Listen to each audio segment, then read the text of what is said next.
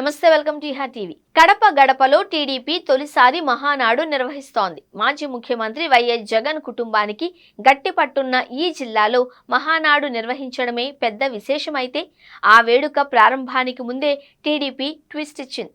ప్రభుత్వ చర్య మాజీ ముఖ్యమంత్రి వైఎస్ జగన్మోహన్ రెడ్డికి పెద్ద షాకే అంటున్నారు. మహానాడు జరగడానికి ఒక రోజు ముందే ప్రభుత్వం ఇలాంటి నిర్ణయం తీసుకుంటే, ఇక 3 రోజుల వేడుక తర్వాత మరిన్ని సంచలన నిర్ణయాలు వెలువడతాయి అనే ఆసక్తి కనిపిస్తోంది. రాయలసీమ పౌరుషానికి ప్రతీకగా, దేవుని గడపగా ప్రసిద్ధికెక్కిన కడపకు పూర్వ వైభవం తెచ్చేలా ముఖ్యమంత్రి చంద్రబాబు ప్రభుత్వం ఒక కీలక నిర్ణయం తీసుకుంది. గత కేబినెట్ సమావేశంలో తీర్మానించిన మేరకు జిల్లాకు వైఎస్ఆర్ కడప జిల్లాగా మార్చుతూ నోటిఫికేషన్ జారీ చేసింది. వాస్తవానికి మాజీ ముఖ్యమంత్రి వైఎస్ రాజశేఖర్ రెడ్డి బ్రతికి ఉన్నంత వరకు ఆయన సొంత జిల్లాకు కడప జిల్లాగానే పిలిచేవారు.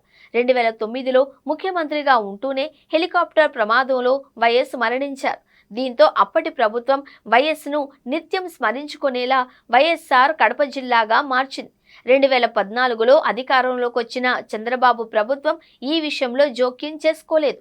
మాజీ సీఎంగా వైఎస్ను గౌరవించింది. అయితే 2019లో వైసీపీ అధికారంలోకి వచ్చిన తర్వాత వైఎస్ కుమారుడు జగన్ సీఎం అయ్యారు. ఆయన హయాంలో రాష్ట్రంలో కొత్త జిల్లాలను ఏర్పాటు చేశారు.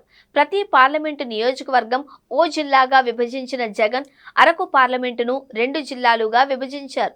దీంతో రాష్ట్రంలో 26 జిల్లాలుగా పునర్విభజించగా వైఎస్ఆర్ కడప జిల్లాను వైఎస్ఆర్ జిల్లాగా మార్చారు. జిల్లా పేరులో కడప లేకపోవడంపై చాలా విమర్శలు వ్యక్తమైనా అప్పటి ప్రభుత్వం పట్టించుకోలేదు.